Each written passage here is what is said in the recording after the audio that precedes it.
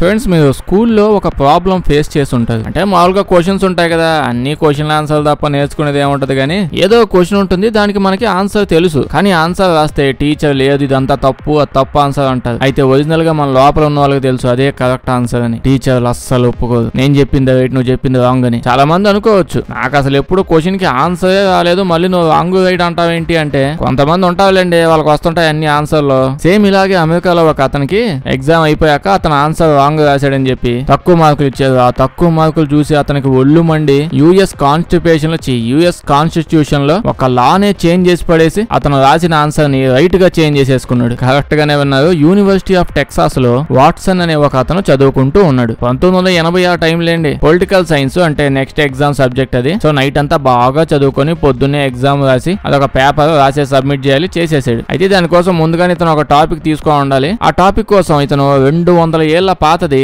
America వాళ్ళ constitution కి సంబంధించి ఒక లా ఉండాలి, అదొక అమెండ్మెంట్. అదైతే ఉంది కానీ దాన్ని అంతా ఒరిజినల్ గా రిజెక్ట్ చేసేసారు. ఆ లాని పెట్టలేకపోయారు, ఎందుకంటే మొత్తం మీద అసలు ఏ స్టేట్ వాళ్ళు ఒప్పుకోలేదు. దాని వల్లే దాన్ని తీసేసారు ఆ లాని. మన వాట్సన్ ఒక నెల రోజుల పాటు బాగా చదివి లా గురించి తెలుసుకొని ఇప్పుడున్న సిచ్యువేషన్ కూడా అది చాలా బాగా సెట్ అవుతుంది. దాంతో పాటు మన లా ప్రకారమే ఉంది, దీన్ని ఎందుకు తీసేసారు, ఇది ఒరిజినల్ గా ఉండాలి, ఇందులో తప్పేం లేదని దాని మీద ఒక పేపర్ రాసి సబ్మిట్ చేశాడు. దాంతో ప్రొఫెసర్ ఏమన్నాడు అంటే, ఆ లా రాసిన వాళ్ళందరికీ దోలు ఎక్కువ తీసేసారు ఏంది, అందులో ఏముంటే అంతవరకు నేర్చుకో, కొత్త మాకు చెప్పమాక అని మనోడికి సీక్ గైడ్ ఇచ్చారు. దాంతో ఇతను బాగా ఫీల్ అయ్యాడు, నేను అసలు ఎంత ఇన్నోసెంట్ ని నన్ను సీక్ గైడ్ అంటాడేంటి అని. ఎడ్యుకేషన్ అయిపోయాక 10 ఏళ్ల పాటు దీని మీద కూర్చున్నాడు తెలుసా. ఆ ప్రొఫెసర్ రాంగ్ అని ప్రూవ్ చేద్దామని అలా రీసెర్చ్లు చేసుకుంటూ పేపర్ల మీద పేపర్లు, డాక్యుమెంట్లు కొత్త వేవో గీకుతూ అప్పటికే అమెరికాలో పెద్ద పొజిషన్ లో ఉన్నోళ్ళు, అంటే ఈ లాస్ ని చేంజ్ చేయగలిగే సిచ్యువేషన్ లో ఉన్నోళ్ళు, వాళ్ళకి డాక్యుమెంట్లు, పీపీటీలు, పేపర్లు, పీడిఎఫ్లు పంపించి వదిలేసాడు. డిఫరెంట్ స్టేట్ లాయర్స్ అందరికి బస్తాల పేపర్లు పంపించి ఓదరగొట్టి వదిలేసాడు. దెబ్బకి ఇతను గోల్ తట్టుకోలేక ఆల్మోస్ట్ అన్ని యుఎస్ స్టేట్స్ వాళ్ళు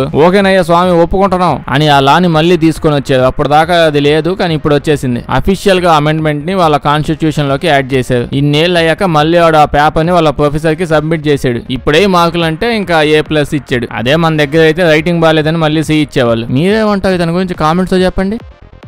ఫ్రెండ్స్ మొన్నే సైంటిస్టులు చాలా మంది కలిసి ఓ పని చేసేది, అంటే ఏదో ఒకటి చేస్తూ ఉంటారు కదా, అలాగే దీనివల్ల లాభం వస్తుందా లేదా భూమి అంతా తుడిచిపెట్టుకుని పోతుందో నాకు తెలియదు కానీ మేబీ వాళ్ళకి తెలీదు. ఏం చేసావంటే మేమెత్స్ ఉంటల్లా ఇప్పుడు లేవు, అప్పుడులా ఉండేవి. ఒరిజినల్ గా పోయి ఏనుగులు చూసినా ఏనుగులు కూడా ఏనుగులు అంటున్నావేంటి అని అంటాయి, అంత ఉంటాయి అవి. ప్రజెంట్ లేవు. మామూలుగా అయితే దీన్ని మళ్ళీ తీసుకుని వచ్చే ప్లాన్ ఉంది. దీన్ని ఏముంది, 2 వదిలితే డైనోసార్లు కూడా తెచ్చేస్తారు. అయితే ఆ ప్లాన్ లో భాగంగా మేమెత్స్ ఉంటాయిగా, వాటి బాడీ మీద ఫర్ చాలా ఎక్కువగా ఉంటది, అంటే ఆ జుత్తు ఆ బొచ్చేదో ఉంటదిగా, బాగా దిట్టంగా ఉంటది. ఆ డిఫరెంట్ ఉండేదాన్ని ముందు దీన్ని క్రియేట్ చేద్దామని ఒక ఎలకని తీసుకొచ్చి ఎక్స్పెరిమెంట్ చేశారు. కట్ చేస్తే నిజంగానే మేమెత్ ఎలకలు వచ్చేసాయి. అంటే ప్రజెంట్ ఉన్న టెక్నాలజీ, ఆ మిషన్లు, ఆ ఏఐ అవి ఏ రేంజ్ కి వెళ్ళిపోయాయి అంటే ఒరిజినల్ గా ఇంకా సినిమాలో చూసినట్టే. మోస్ట్లీ అన్నిటికీ DNA డిఫరెంట్ గా ఉంటాయి కదా, DNA ని చేంజ్ చేయాలి. మన దగ్గర ఉన్న టెక్నాలజీతో ఏదో బిర్యానీ వండుతున్నట్టు అందులో అంత మసాలా, ఇందులో నుంచి అంత ఉప్పు, అంత అల్లంగడ్డ, సేమ్ ఇలాగే ఒక ఎలక DNA తీసుకొని అదిగో మేమెత్ DNA అట్టుంది, దీనిలో మొక్క కొట్టు, ఆ మొక్క ఆడబడి ఈ మొక్క వెనక కలుపు, పైన మొక్క తీసేసి ఈ మొక్క పెట్టు, అలా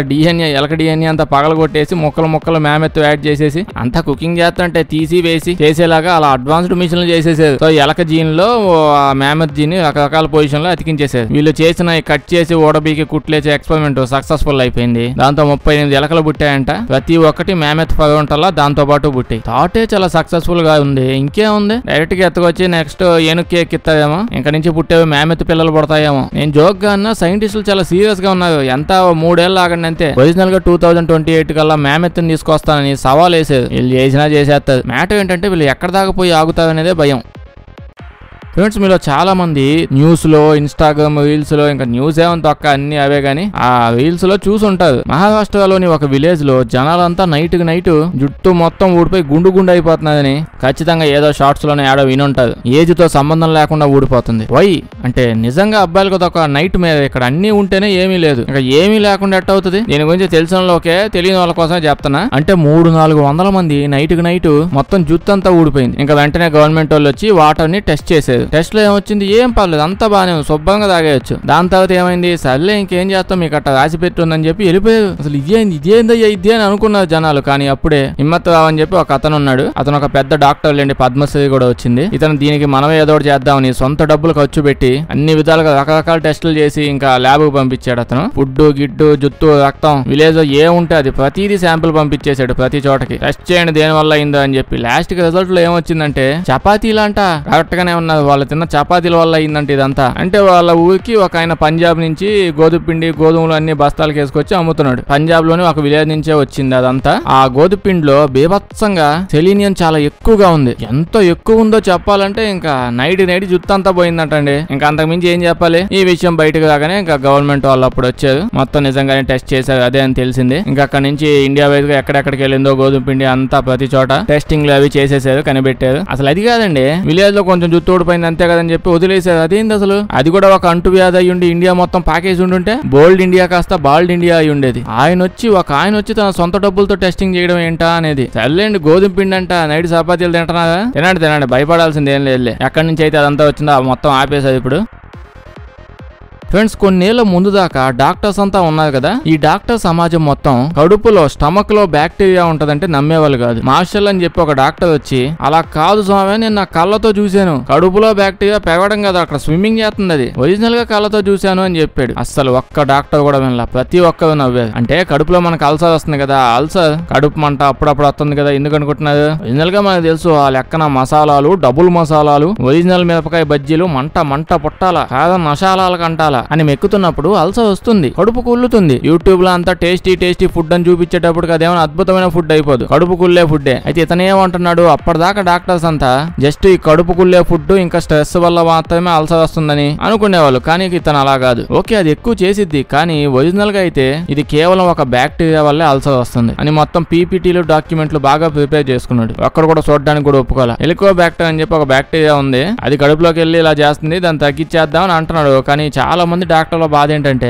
బ్యాక్టీరియా కడుపులోకి వెళ్ళినా అది మళ్ళీ బయటికి వెళ్ళిపోయింది, అక్కడ అది పెరగదు. అసలు నీ బాధ ఏంది, అక్కడ పెద్ద కంపెనీలు కోట్లు ఇన్వెస్ట్ చేసి అసిడిటీ తగ్గించడానికి టాబ్లెట్లను తయారు చేసుకుని డబ్బులు సంపాదిద్దాను రెడీ కూర్చొని ఉంటే నీ గోలేందో దూరంగా వెళ్ళని అన్నది. అంటే బేసిక్ గా నిజంగానే ఒక బ్యాక్టీరియా వల్ల ఇది వస్తుంది అని తెలిసింది అనుకోండి, దాన్ని డైరెక్ట్ గా చంపించేసి ఒక యాంటీబయాటిక్ ఏదో ఒక మెడిసిన్ తయారు చేస్తారు, దాంతో అయిపోయింది పని. దీని వల్ల ఏమవుతుంది, వాళ్ళ కడుపులో బొక్కలు కాదు బ్యాంకులో పడతాయి వాళ్ళకి. అయినా మనోడు తక్కల ఏం చేశాడు, పొద్దున్నే లెగిసి మంచిగా ఒక మసాలా దోశ తిని మధ్యాహ్నం ఓ గ్లాసులో సాంబార్ తీసుకొని అందులో ఈ బ్యాక్టీరియా కలిపేసుకుని మొత్తం మింగేసాడు. నేను చెప్పిన అల్సర్ వచ్చే బ్యాక్టీరియా ఉందిగా దాన్ని తాగేసాడు. కొన్ని రోజులు మొత్తం అంతా మర్చిపోయాడు. రోజు పొద్దున్నే లేగడం, న్యూడిల్స్ తినడం, బిర్యానీలు తినడం, ఇదే పనిలో ఉన్నాడు. దీని తర్వాత ఇంకా సింటమ్స్ స్టార్ట్ అయ్యాయి. అల్సర్ ఎట్టుంటది, నోట్లోకి గొంతులోకి అలా పప్పు అన్నం పోగానే అమ్మా మంట అని అనిపిస్తుంది. సేమ్ అవే స్టార్ట్ అయ్యాయి. ఇంకా వెంటనే అతని కడుపుకి స్కానింగ్లు, డయాక్సిల్ ప్రాసెస్లు ఉంటాయంట. దాన్ని వేసి నీట్ గా చూశాడు, వీడియో తీసాడు కడుపు అంతా. ఒక్కసారి చూడండి, బ్యాక్టీరియా అక్కడ టెంట్ వేసుకుని హ్యాపీగా ఉన్నాయి. కొన్ని బాగా బలిసిన బ్యాక్టీరియాలు అయితే ఫ్లాట్లు కొనుక్కొని మరి ఉంటున్నాయి, అంత బాగా పెరుగుతున్నాయని చెప్పి జనాలకు నిరూపించాడు. దాని తర్వాత ఒక సింపుల్ యాంటీబయాటిక్ తీసుకొని దాంతో బ్యాక్టీరియా అంతా చంపేశాడు. దెబ్బకు కొన్ని రోజులు అల్సర్ మొత్తం పోయింది. ఇంకేముంది, కట్ చేస్తే కొన్ని ఏళ్ళ అతనికి నోబెల్ ప్రైజ్ ఇచ్చారు, చాలా గొప్ప ఇన్వెన్షన్ అని. అప్పట్లో దీని సిచ్యువేషన్ ఎలా ఉండేది అనుకునే వాళ్ళు, ఇంకా అల్సర్ వచ్చింది అనుకోండి, అల్సర్ కాదు అది ఇంకా క్యాన్సరే. ఏదో అప్పుడప్పుడు గ్యాస్ తగ్గించే బీభత్సమైన టాబ్లెట్లే తప్ప అల్సర్ వల్ల చనిపోయేవాళ్ళు. అంత దారుణమైన సిచ్యువేషన్ లో ఉండేది. డాక్టర్స్ నమ్మే వాళ్ళే కాదు, లోపల బ్యాక్టీరియా తీయ బాబు అంటే ఏం తీసేదాడు, ఏం లేదు, నీళ్ళకి బయటికి వెళ్ళిపోయింది అనేవాళ్ళు. ఇతను మొత్తం చేంజ్ చేశాడు. అంతేలేండి, గొప్పలు చెప్తే విన్నారు, రిజెక్షన్స్ అంటే వాళ్ళకి పడవు. దీని గురించి మీరేమంటారు, కామెంట్స్ చెప్పండి. ఫ్రెండ్స్, ఇప్పుడు నేను ఒక జబ్బు గురించి చెప్పబోతున్నాను. అంటే దానికి మందు లేదులేండి, సిగ్గా మనందరికి ఉన్నదే ఓవర్ థింకింగ్ నార్మల్ థింకింగ్ ఏదైతే అంతా మన బ్రెయినే కదా చేసేది. బేసిక్ గా మన బ్రెయిన్ కి పనులన్నీ చేయడానికి ఎనర్జీ కావాలి. ఈ మెదడు అనుకోండి, మన బాడీలో ఉన్న వెయిట్ లో ఓవరాల్ గా 2% ఉంటుందంట. అంటే 100 కేజీలు ఉంటే అందులో 2 కేజీలు అంత పర్సెంటే ఉంటుంది. కానీ ఫుడ్ విషయానికి వచ్చేసరికి అది మామూలుగా తిందు. 5 చికెన్ ముక్కలు తిన్నామనుకోండి, ఒక చికెన్ ముక్క మొత్తం జస్ట్ సింపుల్ గా అన్ని మూసుకొని బ్రెయిన్ కి పంపించేయాలి. అది తిన్నాకే మిగతా తినాలి. ఇదేదో బ్రెయిన్ మీద టెస్టింగ్ చేస్తున్నట్టుంది. ఓకే అంటే అంత 100% లో 20% ఎనర్జీని బ్రెయిన్ కన్జ్యూమ్ చేసి యూజ్ చేస్తుంది. అంటే తప్పేం లేదు, మీరే ఆలోచించండి. కాలో చెయ్యో లేకపోతే బతకొచ్చు బయట, కానీ బ్రెయిన్ లేకుండా బతకడం అనేది ఎలా ఉంటది? మీ చుట్టుపక్కల ఉన్న మీ ఫ్రెండ్స్ చూడండి ఎంత చండాలంగా బతుకుతున్నారు. ఆ బ్రెయిన్ లేకపోతే అలా బతకాల్సి వస్తుంది. నా పాయింట్ ఏంటంటే, ఇలా నార్మల్ థింకింగ్ చేస్తున్నప్పుడే మన బ్రెయిన్ చాలా క్యాలరీస్ ఎక్కువ బర్న్ చేస్తూ ఉంటుంది. ఇంకా ఓవర్ థింకింగ్ చేసేటప్పుడు మన బ్రెయిన్ ఇంకా ఫుడ్ ఎక్కువ ఏమైనా తినుద్దా, 5 చికెన్ ముక్కల్లో 3 లాగేస్తుందా? ఇలా అవుతుందా అంటే నిజంగానే అవుతుందంట. బ్రెయిన్ లో ఉన్న న్యూరాన్స్ కి ఆక్సిజన్, గ్లూకోజ్ ఇది బాగా సప్లై చేస్తూ ఉండాలి. పడుకున్నప్పుడు కూడా అన్ని పార్ట్లు పడుకుంటాయి కానీ బ్రెయిన్ పడుకోలేదుగా. ఓకే, హార్ట్ కూడా పడుకోదు. ఓకే, బ్రెయిన్ దీనికి మనం నడవడానికి, ఆలోచించడానికి దీనికి కొంచెం ఎనర్జీ కావాలి ఎక్కువ. అయితే ఓవర్ థింకింగ్ స్టార్ట్ చేయగానే ఏమైంది, ఆలోచిస్తాం కదా. ఆ రోజు మన బండినోడు గీక్కుంటా పోయాడు. నేను గాని దిగి వాడి మూతి పగలగొట్టి నా మూతి కూడా పగలగొట్టించుకొని గోల చేసి ఉండాల్సిందని చెప్పి ఆలోచిస్తాం. మనం అలా థింక్ చేస్తూ ఉన్నప్పుడు మన బ్రెయిన్ ఏం చేసిద్ది అనుకుంటున్నారు? ఈడి మొహానికి జిమ్ లో ఒక అమ్మాయి కనిపిస్తే హాయ్ చెప్పి అంత సీన్ లేదు కానీ ఈడు పోయి ఇప్పుడు ఫైట్ చేస్తాడంట అని చెప్పి ఆలోచించదు.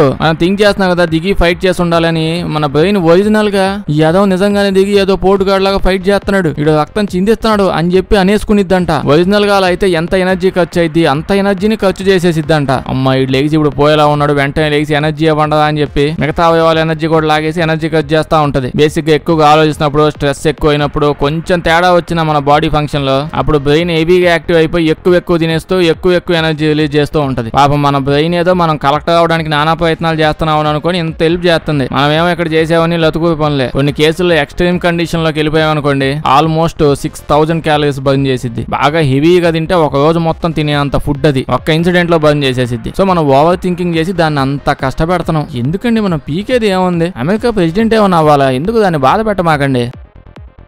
ఫ్రెండ్స్, దొంగలు దొంగతనాలు చేసే వాళ్ళు ఎంతో మంది ఉంటారు. చాలా గొప్ప వాళ్ళు ఉన్నారు. ఏవో పెద్ద చేసేసి ఇప్పటికీ దొరకని వాళ్ళు ఉన్నారు. కానీ ఆల్మోస్ట్ ఎక్కువ దొరికేసే వాళ్ళే ఉంటారు. కానీ మరి ఇంత దారుణమైన వాళ్ళు ఉండదు. ఇప్పుడు ఈయన చూడండి, ఈయనేమో డొనాల్డ్ ట్రంప్ కాదు. మనోడికి అమెరికా వాళ్ళు అక్కడ ఉండే గొప్ప లక్షణాలన్నీ ఉన్నాయి. ఎంజాయ్మెంట్ కోసం అలా తలుపులు పగలగొట్టి లోపలికి పోవడాలు, ఎక్కువ మంది జనాలు ఒక చోట కనిపిస్తే మంటలు వేసేయడాలు, ఇలా రకరకాల కేసులు వీడి మీద పడ్డాయి. కానీ ఈడు ఒక్కసారి కూడా ఎన్నిసార్లు కోర్టుకు రమ్మని చెప్పినా అస్సలు అటెండ్ అవ్వలేదు. దాంతో ఏమైంది, పోలీసుల దగ్గర ఆల్రెడీ వాడితో ఫోటో ఉండేటప్పటికి ఆ ఫోటోను అప్లోడ్ చేసేసి వీడు గాని ఎక్కడ నాకు అనిపిస్తే వెంటనే నాకు చెప్పేయండి అని వీడు ఎక్కడెక్కడ క్రైమ్లు ఎక్కువ చేస్తారో అక్కడ ఇన్ఫార్మ్ చేశాడు ఇంటర్నెట్ లో. వీడు కూడా ఆ పోస్ట్ చూసాడు. అది చూసాక వీడికి పిచ్చి కోపం వచ్చింది. పోలీసులు మెసేజ్ పెట్టాడు, ఓకే లాస్ట్ ఒక ఏడాది నుంచి నేను జిమ్ కి వెళ్తాను, నా ఫేస్ నా బాడీ ఎట్టుందో తెలుసా, ఎంత కష్టపడుతున్నాను తెలుసా. నేను 10 సంవత్సరాల క్రితం హాస్టల్లో ఉన్నప్పుడు బదలా తినేవాడిని, బాగా ఉబ్బిపోయిన ఫోటో అది. ఆ ఫోటో తీసేసి వెంటనే ఇదిగో కొత్త ఫోటో పెట్టండి అని చెప్పి వాడే ఒక సెల్ఫీ తీసుకుని ఆ పోలీస్ డిపార్ట్మెంట్ వాళ్ళకి పంపించాడు. ఎప్పుడు దరిద్ర కొట్టు ఫోటోలు పెడతానని చెప్పి మెసేజ్ పెట్టాడు. దాంతో ఇంకా